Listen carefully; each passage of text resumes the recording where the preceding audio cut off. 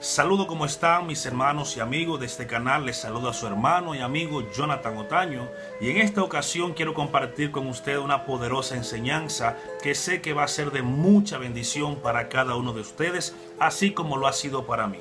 En esta ocasión vamos a estar hablando acerca del poder vivificador de una promesa.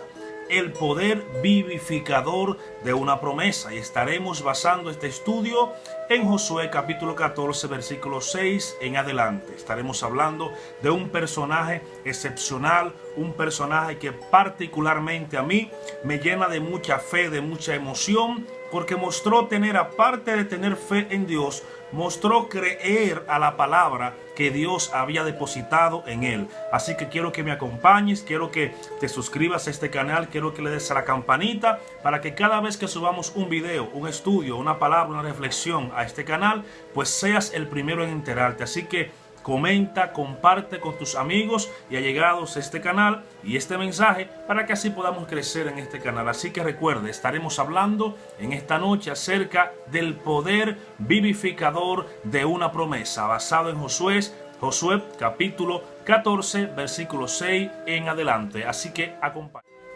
Como le decía en la introducción, mis amados amigos y hermanos, en esta ocasión vamos a estar hablando acerca de un personaje interesante. Vamos a estar hablando acerca de Caleb.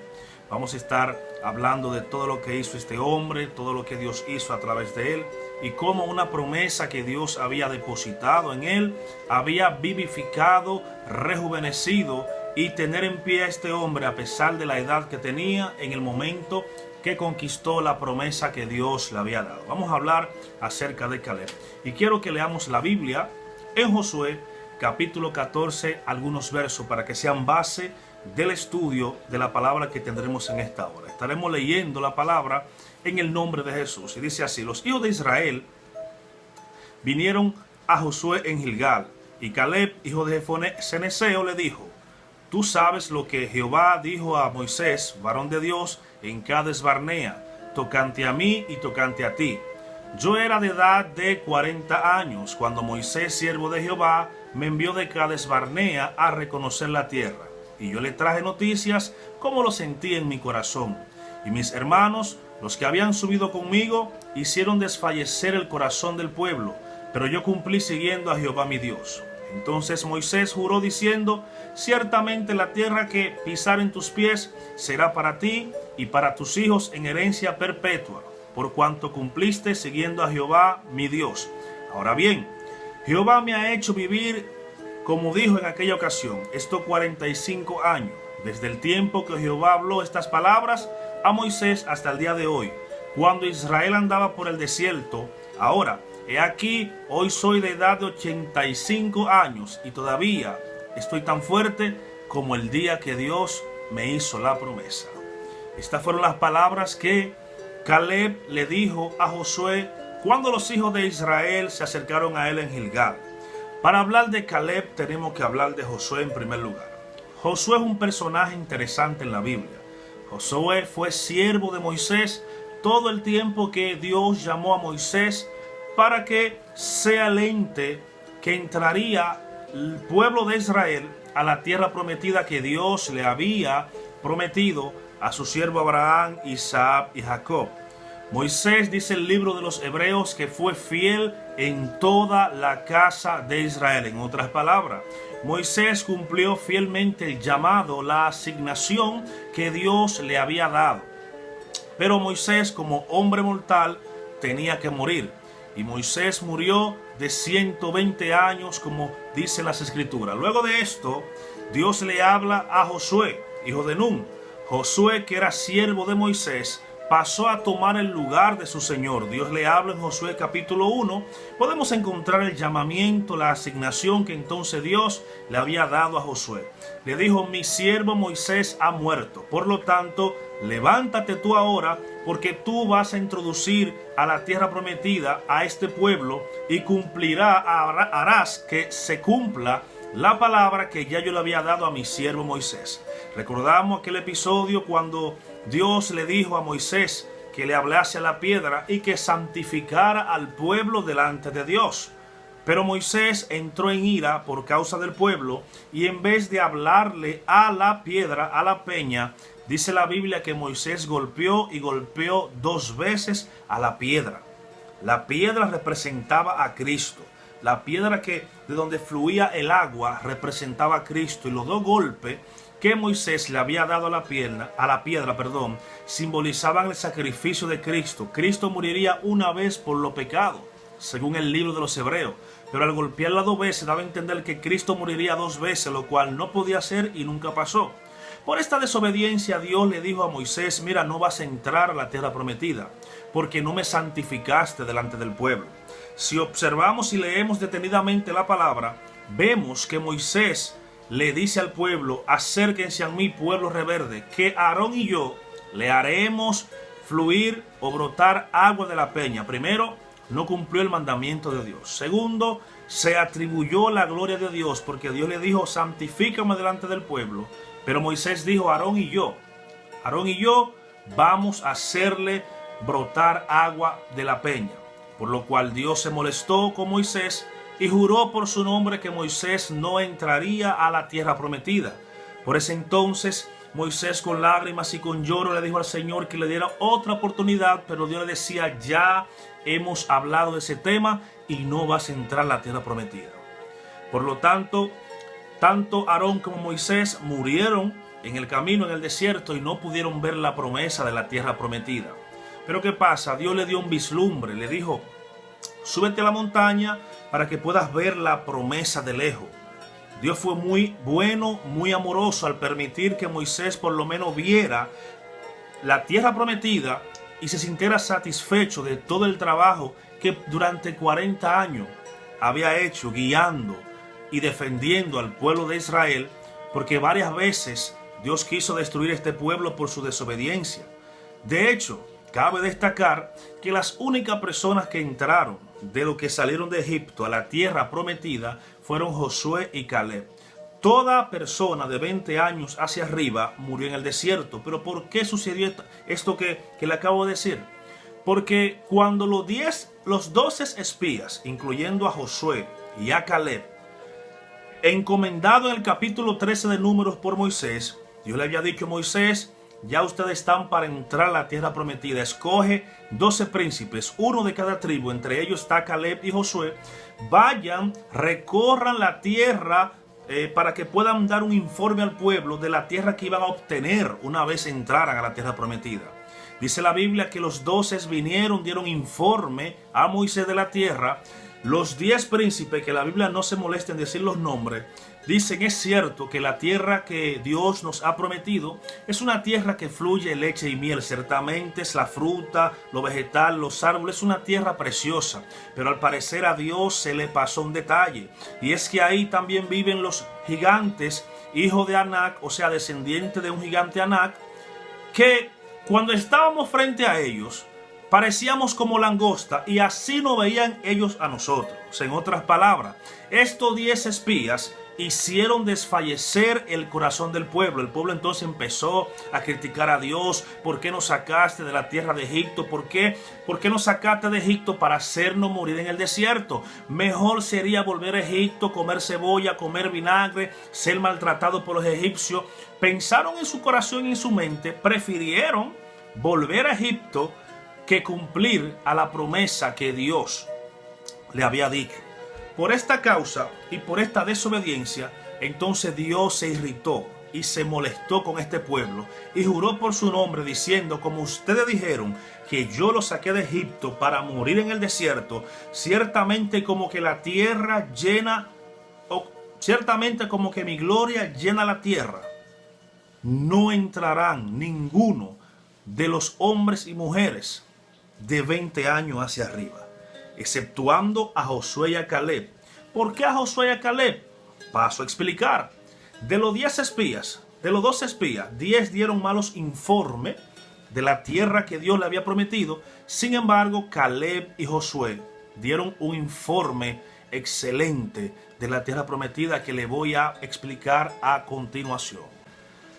Como le venía explicando, estos 10 espías hicieron desfallecer el corazón del pueblo.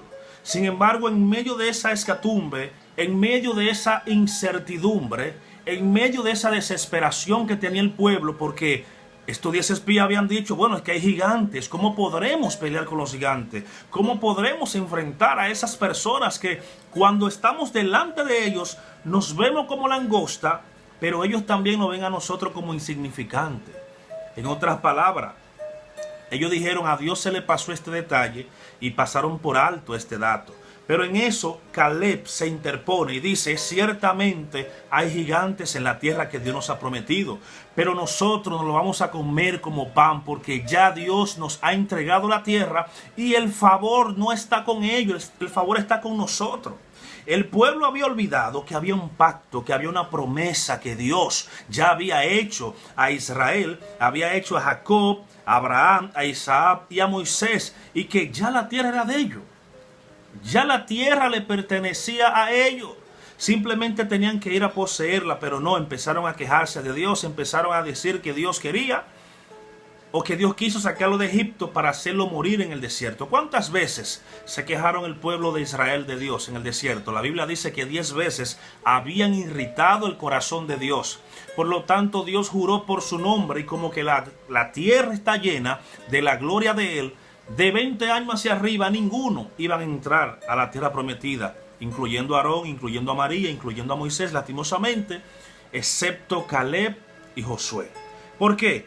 Dios lo dice en la Biblia, porque en ello yo vi otro espíritu.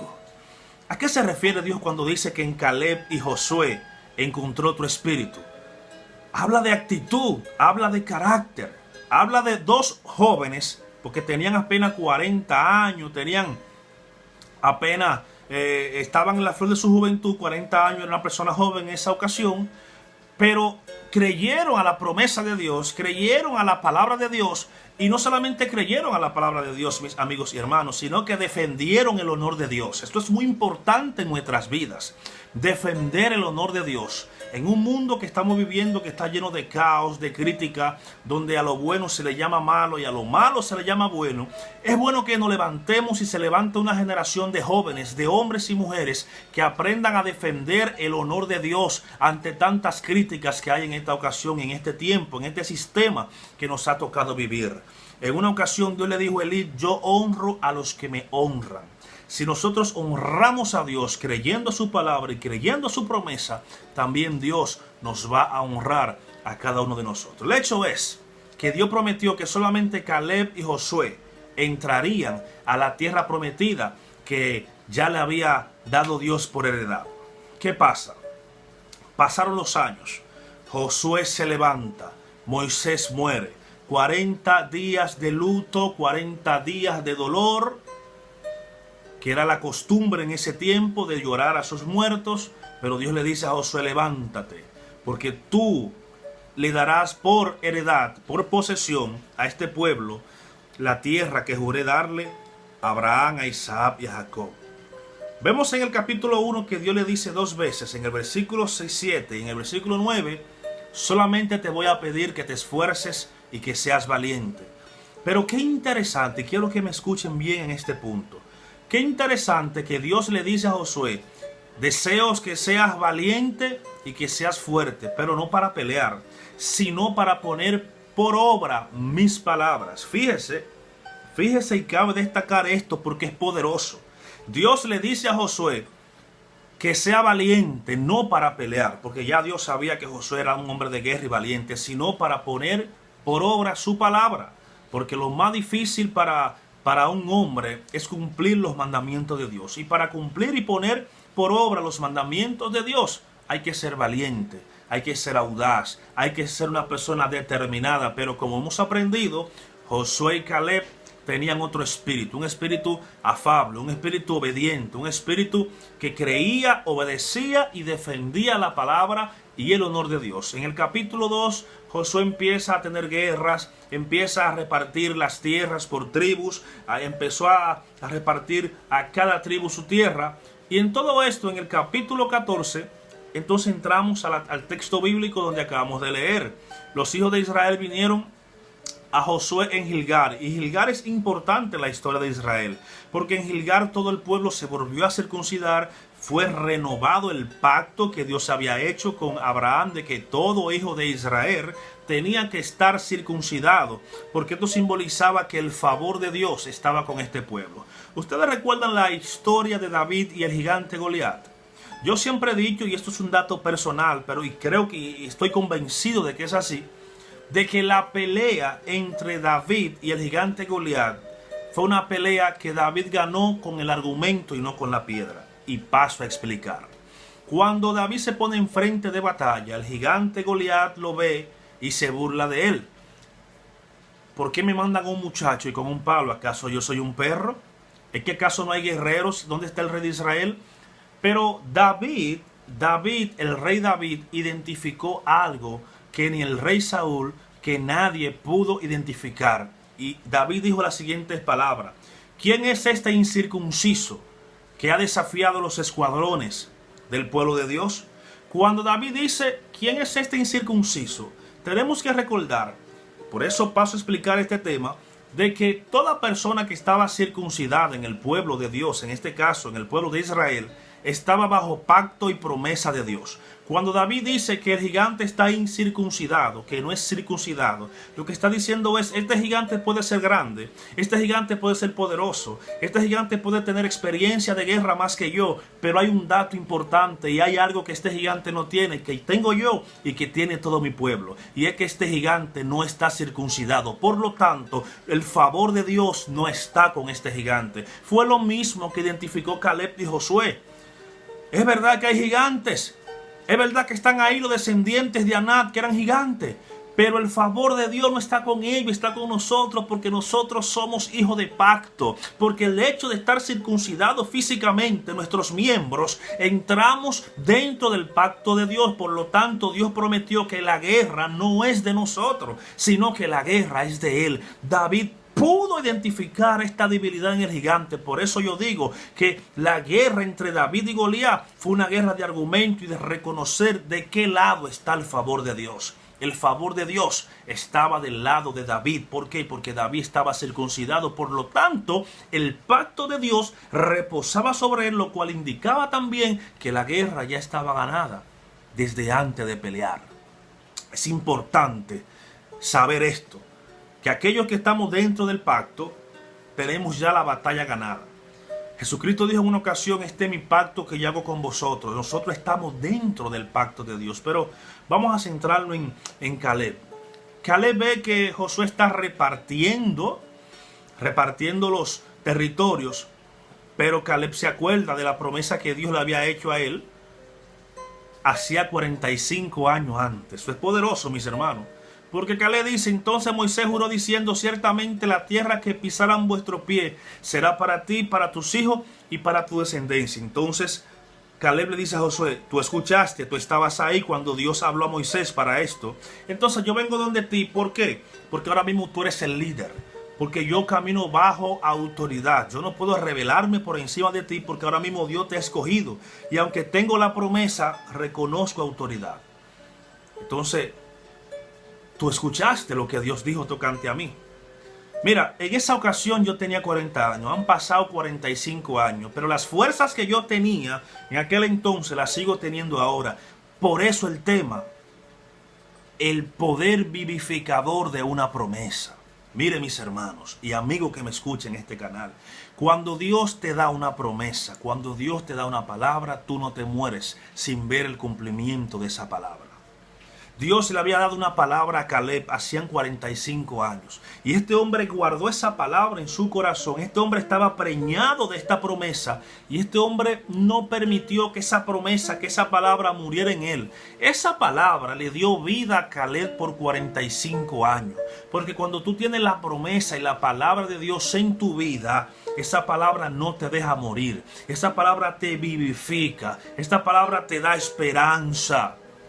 Por eso Jeremías 29:11 dice que los pensamientos de Dios para con nosotros son pensamientos de bien y no pensamientos de mal, para darles un futuro y una esperanza. Estas palabras alentadoras se las da el profeta Jeremías a un pueblo que está cautivo en Babilonia. Dile a mi pueblo que los pensamientos que tengo para con ellos son pensamientos de bien y no pensamientos de mal, para darle un futuro y una esperanza. Pero esta palabra que Dios incruste en cada uno de nosotros y en cada uno de ustedes tiene que servirte para darte fuerza, para seguir adelante. Tienes que estar preñado de esa promesa para que puedas vivificar esa promesa en ti y puedas tener esa fuerza hoy día, cual el día que Dios te la había entregado. Ahora, hay 7 cosas que yo quiero compartir con ustedes que hizo Josué, que lo hicieron ser no solamente un conquistador, sino una persona cuya promesa le daba vida. Lo primero, que una de las principales características, o podemos llamarle principios, que vemos en Caleb, era primero, guardaba la promesa de Dios en su corazón. Esa palabra que Dios le dio a Caleb, él la guardó en su corazón. Él no la echó al olvido. Hay un problema. Hay problemas cuando escuchamos la palabra de Dios, cuando Dios nos habla, cuando Dios nos da una promesa y le echamos en el zafacón del olvido. Este hombre por 45 años guardó esa palabra y en el momento justo indicado fue donde el líder Josué, y Josué le dijo, como Dios dijo, así se hará. Hebrón es tuyo, ve y conquístalo.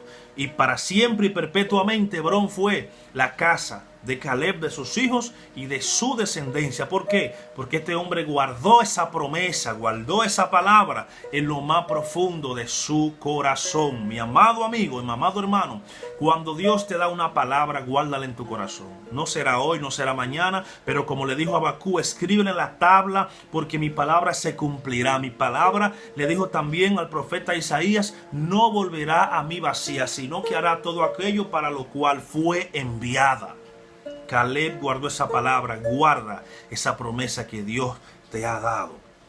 Segunda cosa que hizo Caleb, y no hicieron los 10 príncipes que andaban con ellos, trajo palabra de edificación, palabra de aliento al pueblo.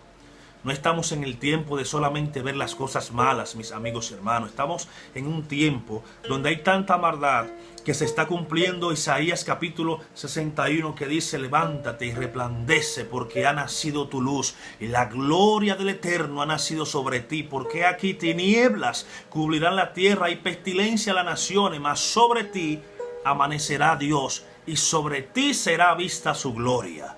Sobre nosotros tiene que verse la gloria de Dios, tiene que verse que en nosotros habita Dios. En medio de esta oscuridad, de este abismo de maldad, de esta oscuridad que está arropando al mundo, nosotros tenemos que brillar como la luz que somos. Caleb, en un momento difícil del pueblo, se paró enfrente y le dijo, mira, es verdad que hay gigantes, pero recuerden la palabra que Dios nos ha dado. Esa tierra ya es de nosotros. Dios le había dicho al pueblo, esa tierra es de ustedes, solamente tienen que ir a conquistarla. Necesitamos hombres y mujeres que se levanten en pose de guerra y le den aliento al pueblo. Es verdad que es difícil, es verdad que hay momentos difíciles, es verdad que hay momentos que quisiéramos tirar la toalla, quisiéramos rendirnos, pero Dios está con nosotros. Y nunca debemos olvidar esa promesa de Cristo que dijo, yo estoy con vosotros todos los días, hasta el fin del mundo. Amén. Otra característica que podemos ver en Caleb, era que en Caleb había otro espíritu. Ese espíritu lo identificó Dios. En Caleb había otro espíritu, o sea, otro carácter, otra actitud, una actitud diferente a los 10 espías que al parecer no escucharon la promesa o no prestaron atención o quisieron obviarla o simplemente vieron la dificultad más grande que la palabra que Dios había dado. Dios está buscando una generación hoy día que tengan otro espíritu, que le crean a la palabra, que le crean a Dios, que no caminen basado en lo que sus ojos están viendo, sino que caminen basado en la promesa que Dios ha dicho y ha hablado a través de sus profetas, a través de su palabra y la promesa que Dios te ha dado a ti. Tienes que caminar bajo la promesa que Dios te ha dado, que Dios pueda identificar en ti otro espíritu, que Dios pueda hablar de ti como habló de Daniel, como habló de Noé, como habló de Job, que Dios pueda dar testimonio de ti como dio también de Caleb, porque en mi siervo Caleb hay otro espíritu, que en ti, yo oro a Dios para que en ti amanezca, resurja, crezca otro espíritu donde Dios pueda agradarse de ti, donde tú puedas defender el honor y la palabra de Dios, aún sea con nuestras vidas. Dios dio fe de Caleb y Caleb fue bendecido por esa promesa. Cuarta cosa que podemos ver en la vida de Caleb: nunca desfalleció su corazón. Jesucristo dijo que en el mundo tendremos aflicciones, pero que confiemos, porque Dios ha vencido al mundo. Nuestro corazón no puede desfallecer por las cosas que estemos viviendo. Ciertamente Jesús dijo, en el mundo tendremos aflicciones, pero confiad, yo he vencido al mundo. Jesús ha vencido, y como Él venció, nosotros también venceremos. Quinta cosa que podemos ver en Caleb, o quinto principio que podemos identificar en este guerrero Caleb, era que él sabía que Dios estaba con él. Él sabía que la presencia de Dios estaba con él. Dice él que Dios no lo había olvidado, que Dios estaba con él, que así como Dios estaba con él hacía 45 años atrás, también Dios estaba con él ahora que tiene 85 años. Es importante, mis amados amigos, importante reconocer que Dios está contigo. Decía anteriormente que Cristo dijo que Él se iba, pero que no nos iba a dejar solo. Crea que Dios está contigo. Sexta cosa que podemos aprender de Caleb, y era que él actuó bajo bendición.